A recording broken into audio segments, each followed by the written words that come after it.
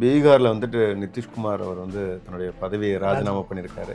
அதை பற்றி என்ன நினைக்கிறீங்க? நாளைக்கு இங்கே ஏடிஎம்கே வந்து இது நாள் வரைக்கும் வந்துட்டு ராகுல் காந்தி ஐயா வந்துட்டு ஸ்டாலின் சாரோட பர்த்டேக்கு விஷ் பண்ண விதமும் இந்த வருஷம் விஷ் பண்ண விதமுமே வித்தியாசப்படுது அப்படிங்கிற மாதிரிலாம் சொல்லிட்டு இருக்காங்க. ஒவ்வொரு வாட்டியும் தன் அண்ணனே அண்ணன் கூறிக்கிட்டே இருந்தால் தான் அண்ணனா. மற்ற கட்சியில் வந்து நீங்கள் யாரையும் தலைவரை பற்றி எதிர்த்து பேசினா கட்சியை விட்டு நீக்கிடுவாங்க. இங்கே வந்து அதற்கான ஜனநாயகம் இருக்குது. நாகரிக முறையிலையும் கட்சி தலைவர் பண்ணுறது தப்புன்னா தப்புன்னு சொன்னால் அதை ஏற்றுக்கிறதுக்கு மாணிக்கம் தாகூர் வந்து அந்த திமுகவும் காங்கிரஸும் இணைஞ்ச உடனே அவர் போட்ட போஸ்ட் முதல் கொண்டு நீங்கள் பார்த்துருப்பீங்க. கண்டிப்பாக ஒரு பாரதியார் கவிதை போட்டால் கூட அதை நீங்கள் அரசியலாக மாற்றிடுறீங்க. ஆனால் நான் என்ன சொல்கிறேன்னா, எந்த இடத்துலையும் திமுகவுடன் கூட்டணி வேணாம்.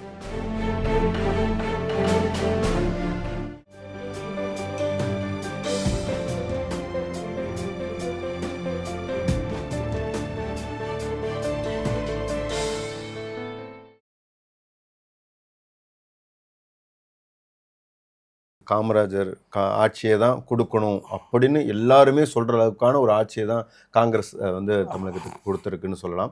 அப்படி இருக்கும்போது அந்த கட்சி வந்துட்டு இப்போது எந்த லெவலுக்கான ஒரு வளர்ச்சி நிலையில் இருக்குன்னு நினைக்கிறீங்க? 25லேருந்து 28க்கு முன்னேறி இருக்கோம். கட்சி 4 வருஷத்தில் நாங்கள் வளர்ந்து தானே இருக்கிறோம். காங்கிரஸ் கட்சியோட வளர்ச்சி நாங்கள் வந்து கிட்டத்தட்ட ஒரு 60 ஆண்டுகளாக ஆட்சியில் இல்லை தமிழ்நாட்டில். நம்மளோட சூழ்நிலை இப்போ படிப்படியாக ஒவ்வொரு படியாக வளர்ந்து கொண்டு இருக்கிறோம். அது இன்னும் போக போக மக்களுக்கு இப்போ தான் காங்கிரஸ் கட்சியோட தேவையும் காங்கிரஸ் கட்சியோட சாதனைகளும் கொஞ்சம் கொஞ்சமாக திருப்பி புரிந்து கொண்டு இருக்கிறது. காங்கிரஸ் கட்சிகளோட தேவை மக்களுக்கு இப்போ புரிந்து விட்டது. அடுத்து வருங்காலங்களில் இன்னும் கட்சி வளர்ச்சி இன்னும் கொஞ்சம் வேகமாக நம்ம தமிழ்நாடு காங்கிரஸ் கமிட்டி தலைவர் திரு செல்வ பிறந்தகை பதவியேற்ற உடனே சில நல்ல திட்டங்கள்லாம் கொண்டு வந்தாங்க. கிராம கமிட்டி அமைக்கிறாங்க. இது வரைக்கும் எந்த கட்சியிலையுமே கிராம கமிட்டி அமைக்கலை. கிராமத்துக்கு 10 பேர் காங்கிரஸ்காரனை சேர்க்குறாங்க. இது வரைக்கும் 2 லட்சத்துக்கு மேலே ஆட்களை சேர்த்தாச்சு. இது வேறு எந்த கட்சியிலையுமே கிராம கமிட்டியில் நம்ம இவ்வளோ பெரிய சாதனையை செய்யலை. காங்கிரஸ் கட்சி இந்த சாதனையை இந்திய காங்கிரஸும் மற்ற கட்சிகளும் வியந்து தான் பார்க்கின்றன. இது இன்னும் வெளியில் தரல. இப்போ ஒரு பெரிய கிராம கமிட்டி இப்போ தான் ப்ராசஸ் போயிட்டுருக்கு. இது முடிஞ்சோன்னே ஒரு பெரிய மீட்டிங் இருக்கும். இதில் அனைத்து கிராம கட்சி கிராம நிர்வாகிகளுடனும் ராகுல் காந்தி தலைமையில் ஒரு பெரிய மீட்டிங் ஏற்பாடு பண்ணிகிட்டு இருக்காங்க. கூடிய விரைவில் அது நடக்கும்னு நினைக்கிறோம். பீகாரில் வந்துட்டு நிதிஷ்குமார் அவர் வந்து தன்னுடைய பதவியை ராஜினாமா பண்ணியிருக்காரு. அதை பற்றி என்ன நினைக்கிறீங்க? இது ஆல்ரெடி தெரிஞ்சது தானே. இப்போ பிஜேபி எங்கே போனாலும் அடுத்த கட்சியை வளத்தை திருடி அவர்கள் சொந்தமாக்கி கொள்வார்கள். அதுதான் இப்போ நிதர்சனமாக இருக்குது. நாளைக்கு இங்கே ஏடிஎம்கே வந்து அண்ணாமலை கையிலையோ இல்லை நயனார் நாகேந்திரன் கையிலையோ போகிறதோட முன் உதாரணமாக தான் நீங்கள் அதை பார்க்கணும். இப்போ நாளைக்கு வாய்ப்பே இல்லை. ஒருவேளை நாளைக்கு ஏடிஎம்கே ஜெயிக்குதுன்னா இன்னைக்கு என்ன பீகாரில் நடக்குதோ அடுத்த 6 மாதத்தில் எடப்பாடி முதலமைச்சர் பதவியிலேருந்து தூக்கி எறியப்படுவார். பிஜேபியை சார்ந்த ஒருவர் முதலமைச்சர் பதவிக்கு வருவதற்கு நிறைய வாய்ப்புகள் இருக்குது. ஒருவேளை அவங்க ஜெயிச்சா ஜெயிக்க வாய்ப்பு இல்லை. இதுதான் நடக்கும். ஒருவேளை அவங்க நடந்துச்சுன்னா இதுதான் அதுதான் அவங்களோட அஜெண்டாவை நோக்கி போயிட்டுருக்காங்க. இப்போ வந்துட்டு அவங்க அவ்வளவு தூரம், அதாவது ஏடிஎம்கே வந்துட்டு இத்தனை வருட பாரம்பரியம் உள்ள கட்சி அண்ட் எடப்பாடி ஐயாவுக்கு வந்து ரொம்ப வருஷமாகவே அரசியல் ஞானம் இருக்குது. அவங்களுக்குலாம் இது தெரியாதா? நீங்கள் சொல்கிற இந்த பேட்டர்ன் எல்லா மாநிலத்திலும் இது நடக்குது, நம்மளும் இதை வச்சு தான் பண்ண போகிறாங்கன்னு அவங்களுக்கு தெரியாதான் கேட்குறேன். அனைவரும் பயந்து இருக்காங்க. அவங்க வந்து அவங்களோட பிடி வந்து மோடி கையில் இருக்குது. அவர் எல்லாமே பொம்மலாட்ட பொம்மைகள் தான். நிதிஷ்குமாருக்கு தெரியாதா? அவர் பண்ணுற ஊழலும் அவங்க தான் இடி சிபிஐன்ற 2 பெரிய ஆயுதத்தை கையில் வச்சுருக்கிறாங்க. அதனால் அவர்களை பிடித்து வைத்திருக்கிறார்கள். அதை வைத்து அனைத்து கட்சியும் மிரட்டுறாங்க. பணமும் அதிகாரமும் அவர்கள் கையில் அவர்கள் அரசியல் செய்வதற்காக பயன்படுத்திட்டு இருக்காங்க. எல்லாருக்குமே வந்து சமூக ஊடகங்கிறது ரொம்ப ஃபாலோ பண்ண ஆரம்பிச்சிட்டாங்க. எல்லாம் ஸ்க்ரீன்ஷாட் 10 வருஷத்துக்கு முன்னாடி போட்டது கூட ஸ்க்ரீன்ஷாட் எடுத்து போட்டுருவாங்க. இது நாள் வரைக்கும் வந்துட்டு ராகுல் காந்தி ஐயா வந்துட்டு ஸ்டாலின் சாரோட பர்த்டேக்கு விஷ் பண்ண விதமும் இந்த வருஷம் விஷ் பண்ண விதமுமே வித்தியாசப்படுது அப்படிங்கிற மாதிரிலாம் சொல்லிட்டு இருக்காங்க. விஷ் பண்ணியிருக்காருல்ல. ஆமாம், நீங்கள் அது வாழ்த்து தெரிவிச்சுட்டாங்க. வாழ்த்து தெரிவிக்கிறதுல ஒரு வார்த்தை இல்லைங்கிறதுல எல்லாரும் வந்து அதை அரசியலாக்குறாங்க. அது வந்து மற்றபடி அதில் ஒன்றும் அரசியலோ ஒவ்வொரு வாட்டியும் தன் அண்ணனே அண்ணன் கூறிக்கிட்டே இருந்தால் தான் அண்ணனா. பட் இதே மாதிரியான ஒரு கிரிட்டிக்கலான சிச்சுவேஷன் போயிட்டு இருக்கு, தாவேக்கா பக்கம் போயிடுவாங்களோ இல்ல, கட்சி தலைவர் கார்கேவோட ட்வீட்டை பத்தி ஏன் யாரும் பேச மாட்டேன்றாங்க? அவர் எனக்கு வி வில் ஒர்க் டுகெதருங்கிறது கா தலைவர் கார்கேவோட ட்வீட்டில் இது ஒரு வார்த்தையாக இருந்துச்சு. அதை பற்றி எந்த மீடியாவும் வெளியில் சொல்லலை. இதில் ஒரே ஒரு வார்த்தை, அவர் தெரிந்தோ தெரியாமலோ அதை வந்து விட்டுருக்கலாம். அதை வந்து ஒரு பெரிய விஷயமாக மாற்றி, அதுதான் வந்து அரசியல் சூழ்நிலை இன்றைய அரசியல், அதான் நம்மளோட நடவடிக்கைகளை இன்றைய அரசியல் சூழலுக்காக மாற்றிக்கிறாங்க மீடியாஸ். அப்படி எதுவுமே கிடையாது. பத்திரிகையாளர்களோட எண்ணம் தான் அது. மற்றபடி வந்து தலைவர் ராகுல் காந்தியோ ஸ்டாலினோ இணக்கமாக தான் இருக்கிறாங்க. எந்த இடத்துலையும் ராகுல் காந்தி எந்த பிரச்சாரத்திலையுமோ எந்த ட்வீட்டிலையுமோ நாங்கள் டிவிக்கோட பேசுகிறோன்னு சொல்லலை. விஜய்க்கு ஆதரவாக எந்த பதிவும் அவர் போடல. 100% பேசலன்றீங்க. அதிகாரப்பூர்வமான எந்த பேச்சுவார்த்தையும் நடக்கலைன்ற நான். தனிப்பட்ட முறையில் யாரோ எந்த கட்சியில் ஏதோ ஒரு பதவியில் இருக்காங்க, அவங்க பர்சனலாக ஏதாச்சும் ஒரு போய் பேசியிருக்கலாம்.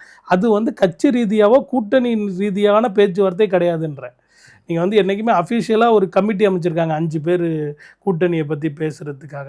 அவங்க அது மாதிரி எந்த தகவலும் கொடுக்கல. கட்சி தலைமையோ தலைவர் ராகுல் காந்தி அவர்களோ சோனியா காந்தி அவர்களோ கார்கே அவர்களோ விஜய்க்கு ஆதரவாக எந்த ஒரு ஸ்டேட்மெண்ட்டும் கொடுக்கல. நீங்கள் அதை தான் வந்து நம்ம வந்து அஃபிஷியல் ஸ்டேட்மெண்ட்டாக எடுத்துக்கணும். விஜய் சார் வந்துட்டு டிஎம்கே பற்றி வைக்கிற ஒரு எதிர்வினைக்கு கூட எதுவுமே பேசாமல் இருக்கிறதும் வந்து கரெக்டு தானே? ஏன்னா டிஎம்கே ஆட்சி பற்றி ஒரு கமெண்ட் பண்ணால் அது உங்களையும் சேர்த்து தானேன்னு கேட்குறேன். அப்போ நீங்கள் அதுக்கு ஒரு எதிர்வினை ஆற்றணும்ல. அதற்கு முதல்வர் ஸ்டாலினோ அல்லது துணை முதல்வர் ஸ்டாலினோ உதயநிதி ஸ்டாலினோ எதிர்வினை ஆற்றுறாங்களா? ஏதோ ஒன்று சொல்கிறாங்களா? சொல்லலையே. இதுவரைக்கும் விஜயை தான் எதிரியாகவே நாங்கள் நினைக்கவில்லை. அதான் சார், விஜய்னு பேரை சொல்லலை. புதுசாக வந்திருக்கிறவங்கலாம் அட்டை டப்பா, அட்டை கோபுரம் இதெல்லாம் சொல்கிறாங்க. அதாவது அவங்களெல்லாம் கன்சிடர் பண்ணவே இல்லை, அவங்களுக்குலாம் நடிக்க தான் தெரியும். இப்படி இதே மாதிரி எங்களது மாநில தலைவர் செல்வ பெருந்தகை அவர்களும் இதை பற்றி நிறையா பேசியிருக்காங்க. ராகுல் காந்தி வந்து ஒரு தேசிய அரசியலில் இருக்கிறார். மாநில கட்சிகளை பற்றி மாநிலங்களுக்கு வரும்போது அவர் இன்னும் வரல. இன்னும் தமிழக தேர்தல் பிரச்சாரத்துக்கு இன்னும் ராகுல் காந்தி வந்து இன்னும் வரவே இல்லை. வரும்போது அவர் இதை பற்றி பேசுவார். ஸோ இப்போ வந்துட்டு காங்கிரஸை பொறுத்த வரைக்குமே வந்து பார்த்தீங்கன்னா இத்தனை வருஷம் பாரம்பரியமான கட்சி, லைக் இதுதான் முதல் கட்சி, இதுதான் நீண்ட நெடுங்காலமாக இருக்கிற ஒரு பெரிய கட்சினே சொல்லலாம். அப்படி இருக்கும்போது இதையும் வந்து கோஷ்டி மோதலையும் பிரிக்கவே முடியாதுங்கிற அளவுக்கு எப்பொழுதுமே இது இருந்துக்கிட்டே இருக்கீங்க. எந்த கட்சியில் கோஷ்டி மோதல் இல்லை? அதுதான் காங்கிரஸ் கட்சியோட வளர்ச்சிக்கான காரணம். இத்தனை ஆண்டுகள் பதவியிலே இல்லைன்னா கூட காங்கிரஸ் கட்சி உயிருடன் இருக்கிறதுக்கு காரணம் இந்த கட்சியில் இருக்கிற ஜனநாயகம் தான். கட்சியில் இருக்க அடிப்படை தொண்டனுக்கும் அனைத்து பேச்சுரிமையும் இருக்குது. கட்சி தலைமை பற்றி அவன் பேசினா கூட அதற்கு தலைமை ஏற்று பதில் கூறுகிறது. மற்ற கட்சியில் வந்து நீங்கள் யாரையும் தலைவரை பற்றி எதிர்த்து பேசினா கட்சியை விட்டு நீக்கிடுவாங்க. இங்கே வந்து அதற்கான ஜனநாயகம் இருக்குது. நாகரிக முறையிலையும் கட்சி தலைவர் பண்ணுறது தப்புன்னு சொன்னால் அதை ஏற்றுக்கிறதுக்கு இங்கே வந்து தலைவர்கள் தயாராக இருக்கிறார்கள். அந்த உரிமையை இந்த கட்சி வழங்குகிறது. அதனால் இது உங்களுக்கு வெளியிலேருந்து பார்க்கும்போது இது கோஷ்டி பிரச்சனையாக இருக்குது. நான் என்ன கோஷ்டி பிரச்சனையாக இருக்குன்னா, யாராச்சும் இப்போ காங்கிரஸ் கட்சி போராட்டம் நடத்துது, இங்கே இருக்க அனைத்து தலைவர்களும் அந்த போராட்டத்தில் கலந்துக்கிறாங்க. ஒரு மீட்டிங் நடக்குது, அனைத்து தலைவர்களும் அந்த மீட்டிங்கில் ஒன்றா தான் இருக்கிறாங்க. நீங்கள் எதை வச்சு வந்து கோஷ்டி பூச்சல்ன்றீங்க? நீங்கள் வந்து இப்போ திரைக்கு பின்னால் நடப்பதாக நீங்கள் ஒரு கருதிக்கிட்டு அதை வந்து ஒரு கோஷ்டி பூச்சலாக நினைக்கிறீங்க. கருத்து உரிமை எல்லாருக்கும் உண்டு. நான் வந்து உங்கள் கட்சி எதிராக ஒரு கருத்து சொல்கிறதுனாலே நான் வந்து இந்த தலைவருக்கு எதிரானவனோ கட்சிக்கு எதிரானவனோ ஆளாக ஆகிட முடியாது. கண்டிப்பாக இல்லைன்றீங்க இப்போ கோஷ்டி மோதல்? கண்டிப்பாக இல்லை. ஆரோக்கியமான முறையில் சில கருத்து வேறுபாடுகள் இருக்கலாம். அது வந்து கோஷ்டி பூசலோ ஒரு கோஷ்டி அரசியல் இல்லைன்றன புரியுது. பட் இப்போ வந்து மாணிக்கம் தாகூர் வந்து அந்த திமுகவும் காங்கிரஸும் இணைஞ்ச உடனே அவர் போட்ட போஸ்ட் முதல் கொண்டு நீங்கள் பார்த்துருப்பீங்க கண்டிப்பாக. அண்ணா மாணிக்கம் தாகூர் அண்ணா வந்து எந்த இடத்துலையும் நீங்கள் வந்து அவரோட பேட்டி நீங்கள் வந்து இப்போ வந்து மீடியா வந்து கிட்டத்தட்ட ஒரு 2 மாத காலமாக அவரோட ட்வீட்டையும் அவர் பேசலைன்னா கூட அவர் ட்வீட்டை வச்சு தான் நீங்கள் ஒரு பாரதியார் கவிதை போட்டால் கூட அதை நீங்கள் அரசியலாக மாற்றிடுறீங்க. ஆனால் நான் என்ன சொல்கிறேன்னா, எந்த இடத்துலையும் திமுகவுடன் கூட்டணி வேணாம் அப்படிங்கிறத எந்த இடத்துலையும் அவர் சொல்லவே இல்லை. திமுக கூட்டணிக்கு எதிராகவும் அவர் பேசவே இல்லை. ஒரு அடிப்படை காங்கிரஸ்காரனா நான் வந்து எனக்கு ஆட்சியில் பங்கு வேணுங்கிறது என்னோட கோரிக்கை. நான் கோரிக்கை நீங்கள் கோரிக்கையே பேசக்கூடாது, கட்சி வளர்ச்சியை பற்றியே பேசக்கூடாதுன்னு மீடியா வந்து அதை வளர்ந்துக்கிட்டு இருக்காங்க. நான் வந்து ஒரு கோரிக்கை வைக்கிறேன், ஓகேவா? இன்னைக்கு இல்லைனாலும் என்னைக்காச்சும் அந்த கோரிக்கை நிறைவேறுங்கிறது தான் நேற்று அவர் போட்ட அந்த பதிவுக்கான அர்த்தமே தவிர்த்து, அதற்காக நான் வந்து இந்த கூட்டணிக்கு எதிராக இருக்கிறேன், இந்த கூட்டணிக்காக எதிராக பேசுகிறேன் அப்படின்லாம் எந்த இடத்துலையும் எந்த தலைவர்களும் காங்கிரஸில் திமுக கூட்டணிக்கு எதிராக பேசவே இல்லை. திமுகவில் இருக்கும் ஒரு சில பேர் வந்து எதிர்வினை தான் ஆற்றுனாங்க. நீங்கள் ஏதோ காங்கிரஸை பற்றி தப்பாக பேசும்போது நாங்கள் அப்படி இல்லை, அதற்கான எதிர்வினையை கொஞ்சம் வேகமாக கொஞ்சம் அவங்களுக்கு கேட்குற மாதிரி நம்ம சொல்கிறோம். அது வந்து சின்ன சின்ன எல்லா கூட்டணியிலும் சின்ன சின்ன பிரச்சனைகள் இருக்க தான் செய்யும். அது எல்லாமே மீறி தான் இந்த கூட்டணி வெற்றி கூட்டணியாக நம்ம போகிறோம். எதுக்கு இதை நான் வந்து திருப்பி அடிக்கோடிடுறேன்னா, ஒரு காமராஜர் ஐயா ஆட்சி காலத்தில் வந்து பார்த்திங்கன்னா இப்படி ஒரு எதிர்ப்பலை இருந்திருக்குமான்னு தெரியாது இல்லையா? அவருடைய கவர்னன்ஸ் கீழே இப்படி ஒரு எதிர்ப்பலை ஒரு 2 டீம் உட்காந்து அல்லது அவங்களுக்குள்ளே பேசிக்கிட்டு இவருக்கு என்ன இர்ரெஸ்பெக்ட்ஃபுல்லாக நடக்கிற மாதிரியான ஒரு விஷயம் இருந்திருக்காது. ஆனால் இப்போ அப்படி ரொம்ப நடக்குதோ, இவர் செல்வப்பிறந்தகை வந்துட்டு ஏன்னா மைக்குக்கு முன்னாடி வந்துட்டு அப்படிலாம் யாரும் பேசாதீங்க, அதை பேசுறதையும் கண்டுக்காதீங்கன்னு சொல்கிற அளவுக்கு தானே இருக்குன்னு கேட்குறேன். இல்லையா, அது அப்படி நீங்கள் எல்லா காலத்திலும் கருத்து வேறுபாடுகள் இருக்கும். காமராஜர் இருந்தப்போ ராஜாஜி வந்து கருத்து வேறுபாட்டில் இருந்திருப்பார், பத்தவச்சலம் அவர்கள் வந்து கருத்து வேறுபாட்டில் இருந்தார். அனைத்து பகுதியிலும் இந்த கருத்து வேறுபாடுகள் இருக்கும்.